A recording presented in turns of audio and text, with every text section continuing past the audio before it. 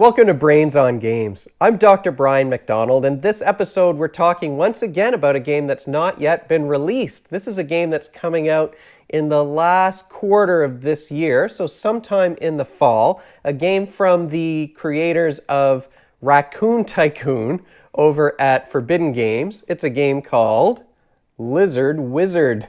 These guys have a knack for coming up with names for their games. This is a game that takes somewhere between 60 to 90 minutes to play. You can play it with between 2 to 5 players, and it's appropriate for kids aged 8 and up, although there is a lot going on. So I think, kids that are 10 years old and older might be better able to keep up with everything that's going on here in the game. Let's take a look at some of the elements here for the game Lizard Wizard. Now, the first thing I should say is that the version of this game that I have is a pre-production version, so some things are going to change, some of the artwork on the cards or the numbers on the cards, and already the board has changed since this was printed out. Over here you can see there's a column, I don't know if you can read it on your screen, but there's a column that says Wizard, and that's been eliminated. So if you were to pick up this game in the fall, it's these columns that you would be looking at. And these columns are for ingredients that your wizards are going to use to cast spells. Now, the theme of this game, I mean, it's obvious from the title, is that you're recruiting some wizards. You're trying to be the person at the end of the game that has the most powerful wizards. That's going to earn you some victory points by having wizards and matching them up with magical towers, and you earn some coins along the way. There's all kinds of things that are happening here. It's an economic game, and that's what these columns are. These columns are the amount of mana that you can get for selling that particular ingredient. So it might remind you of a game that we've talked about here on the show before, Clans of Caledonia, a game that has like a supply and demand with fluctuating market prices. That's what happens here with this game. So you need these ingredients to cast spells, and you need them to be able to exchange them for mana that will allow you to bid on some wizards, which we will talk about in a moment.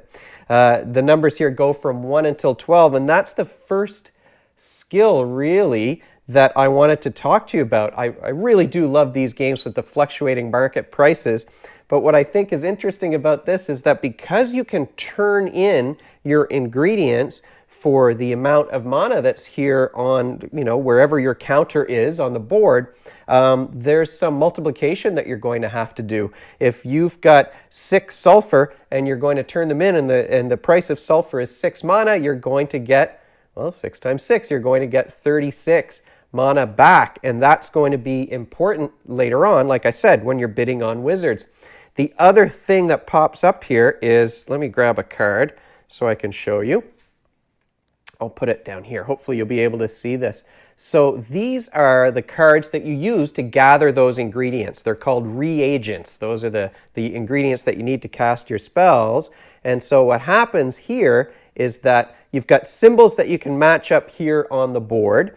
And here you would gather a toadstool and a mandrake and a nightshade, and these are the ones that would increase in value. And often it's not the same ones that you're gathering that are going to be worth more. So not only are you doing the multiplication to figure out how many of these mana coins are you going to get, you may also be looking at your opponent's ingredients to see what they have, because if you're raising the price of horn, for example, and they've got a whole bunch of those things in their stash, you know that they could sell those for even more money, more mana, and that's what, they're going to get that bonus. So there is that element of mental math. You're also doing some quantitative reasoning in terms of the cost and benefit analysis here for playing these different reagent cards. Now you do have a choice. You're going to have 3 of these in your hand at any given time, so you can be a little bit choosy because you only do have 3. You can be a bit choosy about which ones you play. So what are you going to use these reagents for? Well, they're used to cast spells, and there are a whole bunch of different spells in the game, but look how big these cards are. I just think they're fantastic. So you could have a spell that increases your hand size, and you'd need 4 of these Eye of Newt in order to cast this spell once you've purchased it from the board. This one would allow you to steal some gold depending on how much you decide to spend. If you've got lots of Eye of Newt, you might spend it here and steal some gold from another player. So those are the spells, and we did, when I played the game, my kids and I did wind up purchasing and casting a lot of those spells using those reagents, but you're also going to be looking at collecting these wizards. And I think this was, honestly, I think this is my favorite part of the game. I love the fluctuating market prices, like I said, but these big cards are beautiful. The artwork is fantastic. And but the way that you're getting these wizards is it's sort of the idea is that it's a magical duel, but you're spending mana. It's like an auction. So you're spending a certain amount. You might say, okay, well, I'm willing to spend 3 mana coins on this person, but the other people can outbid you, and it keeps going on and on and on until everybody but one person has passed. So you're looking at the number of coins that you have, the number of coins that your opponent has, and you might be thinking about driving up the price so that you're forcing them to spend some money. And one of the things one of my sons said yesterday when we were playing this game was that I really want this card, but if I stop bidding now, Dad will lose all of those coins that he's put forward. And it isn't even a card that I wanted. I just wanted to drive up the price for my sons. So there's another math exercise, a quantitative reasoning exercise. You're solving problems involving quantities, and there's a lot of things to take into consideration. It's not just it's not just straight addition and subtraction. You're gauging how many coins the other people have, and how much you're going to be able to spend later on other things. So I really, really like the auction mechanic for collecting these wizards. This is where they go on the board in the recruit wizard space. So in addition to the artwork, all of these lizard wizards are great. Look at this guy. We thought that he looked a little bit like a Pokemon. Okay, another thing that you need to do, because you're trying to gain victory points here, one way you can gain a lot of points, you'll gain some points if you have wizards, and you can see that they have a little symbol. I'll pick this up for the camera. You can see they have a little symbol here in the top corner, and that means each time you gather ingredients for your spells, when you're collecting those reagents, you get an extra one for each of those little symbols that you have on the wizards that are in your stable, if you want to call it a stable of wizards. So any wizard that's on your team is going to give you some additional ingredients. Now, you're going to need to be able to have enough storage space to hang on to those ingredients, and by default, you start the game with only being able to hold 10 of these different reagents. But each time you add a tower, you can purchase these towers with some ingredients or some gold coins.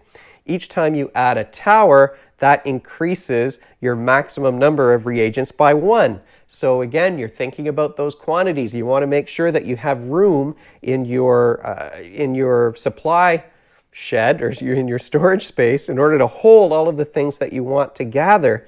And these are also going to earn you victory points at the end of the game, because each time you can pair up the wizard and a tower that are in the same school of magic, you get extra points. So yes, even if they don't match, you get some points, but you double the number of victory points you get at the end of the game if you can match up these pairs. So you're doing some set collection as well. We talked about set matching and symbol matching last time when we were talking about the Fairy Unicorn Mermaid Princess Kitten game. This time there are a lot of other things going on, and the symbol matching is a small part of it, but it does earn you lots of points at the end of the game. Okay, so you've got the wizards that you recruit through those duels where you're spending on an auction. You've got the spells that we already talked about that give you some additional abilities. And you've got you can see there's a space here. Hopefully you can see this on the camera. There's also a space on the board for these familiars. And this is something that's I think has been added since there's a lot of similarities between Lizard Wizard and Raccoon Tycoon, but I think the familiars are an added element. And they do add something that I like, which is that they give you some choices. There are multiple things that you can do with these familiars. So if you purchase one for, each one costs a little bit different. They go in levels. So you'll have a different cost in mana, again, to purchase these. So if you purchase it, it allows you to enter the dungeon, which we'll talk about. You can gather some resources and cast a spell, or you can get some gold coins that are going to give you victory points at the end of the game. So in this case, you're looking for the number of cards that you have that have this symbol on it, and you're going to get 2 gold coins for each one. So that's honestly, that's worth a lot at the end. I wish I had done that more. I didn't win the game when I played it with my kids. I wish I had done that a little bit more often. Okay, so you've got some options here. You've got some choices that you can make. So you're going to be probably wanting to plan ahead a little bit before you purchase one of these things. But one of the things they allow you to do is enter the dungeon. And this is another thing that's been added since since the Raccoon Tycoon game was developed. The Lizard Wizards get to go into a dungeon. So that's really part of that fantasy theme. And this is almost like a mini game. It has a press your luck element where you're flipping over cards and you're looking for items and treasure. So that's going to give you 2 gold, and you can keep going as long as you want until you run into, oh look, it's all treasure all the time here. Maybe I didn't shuffle these very well. Look at all the gold I'm drawing. Let's see, I'm trying to get to, lots of treasure. There we go. There are items in here, and you get victory points. The person who has the most items collected, you get victory points for that. But you would keep going until you come across, now I'm going to flip over this deck and look, until you come across a creature. And so once you run into a monster, you've taken a hit. If you hit a second one, then you lose everything that you've gathered thus far. So once you hit that second creature, you're knocked out of the dungeon. You lose everything that you've collected so far. So it's sort of you wind up wasting the mana coins that you spent to earn that familiar. So that's where you've got to sort of think about the odds and manage risk. There's an executive functioning element to this game as well. You're planning ahead, but you're also thinking about probability, and you're trying to resist that urge to get more and more treasure because the risk increases the further you go. And that's another thing that I like about this dungeon deck, is that all the treasure you gather comes out of the deck. The monsters go back in. So the more people who have gone through the dungeon and the more things that have been taken out of that deck, the riskier it becomes, because the percentage of cards that are going to be creatures is going to increase as people pull out the other cards from the deck. So I think that's a great element to this game that really adds to the, again, that quantitative reasoning piece, because you're thinking about probability now, but also you have to be able to stop yourself when you're really excited about gambling for that next card. So that is, in a nutshell, this new game, Lizard Wizard, a game that involves some multiplication, some mental math. It involves some quantitative reasoning, quite a bit of quantitative reasoning. There's some executive functioning in terms of planning ahead.